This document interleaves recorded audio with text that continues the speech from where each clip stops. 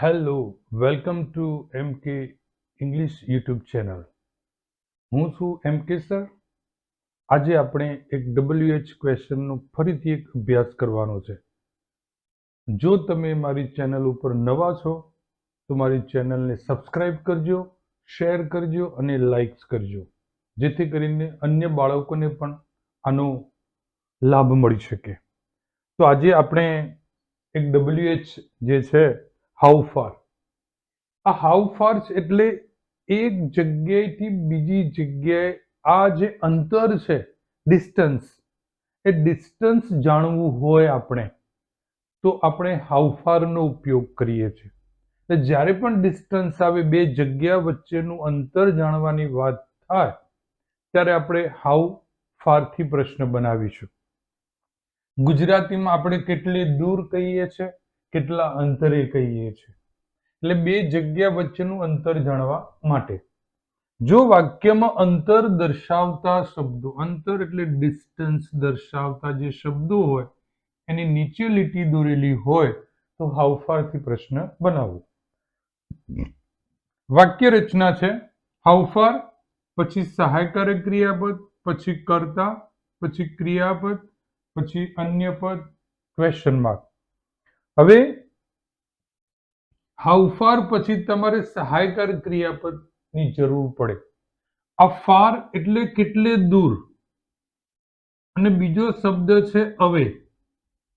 એટલે જે અવે આપેલો હોય એનો અર્થ જ ફાર છે, એટલે આપણે અવે લખવાની જરૂર નથી. તો તમે અહીંયા જુઓ કે અહીંયા અંતર કેટલું છે? 250 કિલોમીટર. 250 કિલોમીટર. હવે જ્યારે પણ આવી રીતે અંતર આપેલું હોય એટલે તમારે હાઉ ફાર થી પ્રશ્ન બનાવવાનો. હાઉ ફાર, પછી સહાયકારક ક્રિયાપદ જે આપેલું છે ઇઝ, પછી અહીંયા ઇઝ છે એના પછી કરતા અમદાવાદ,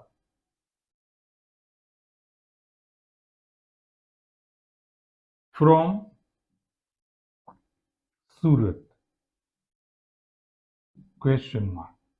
બીજા વાક્યની અંદર તમે જો 144 કિલોમીટર.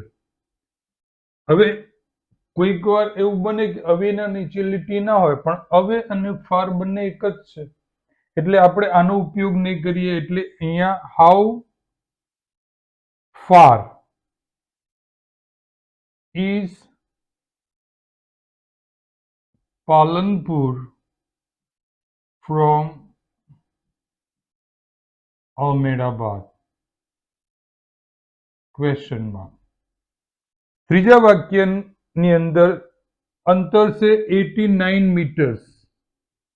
હવે આવે શબ્દ ફરી પાછો, એટલે હવે હાઉ ફાર થી હાઉ ફાર, પછી સહાયકારક ક્રિયાપદ. આમાં જે થયું છે એટલે ભૂતકાળનું રૂપ છે, ને ભૂતકાળનું રૂપ હોય એટલે મેં તમને પહેલા પણ કહ્યું હતું કે જ્યારે પણ ભૂતકાળનું રૂપ આવે એની અંદર એક ભૂત સમાયેલું છે. અને કયું ભૂત છે યાદ કરો, મેં તમને કહ્યું હતું. હા, ડીડ. તો અહીંયા છે ડીડ, પછી શી. અને જ્યારે ડીડ હોય, ડીડ એનાથી અલગ થાય એટલે પછી એ મૂળ રૂપ બચે છે. તો આપણે લખ્યું throw, from the point, question mark. હવે ચોથા નંબરના એક્ઝામ્પલની અંદર 120 કિલોમીટર છે એટલે હાઉ ફાર, પછી સહાયકારક ક્રિયાપદ વિલ છે, કરતા ધ બસ, પછી V1 travel from Rajkot, question mark. તમે જોયું કે આ પ્રશ્નની અંદર આપણે બે જગ્યા વચ્ચેનું અંતર જાણવું હોય તો અંતર જાણવા માટે એટલે જ્યારે પણ વાક્યમાં આવી રીતે અંતર દર્શાવતા શબ્દોની નીચે લીટી દોરેલી હોય એટલે તમારે હાઉ ફાર થી પ્રશ્ન બનાવવાનો. હવે હાઉ ફાર વાળા બે પ્રશ્નો આપેલા હોય તો બીજા નંબરની વાત આવે છે આપણે કાળ જોવાનો કે કાળ કયો સાચો છે એના આધારે આપણે વિકલ્પ પસંદ કરવાનો.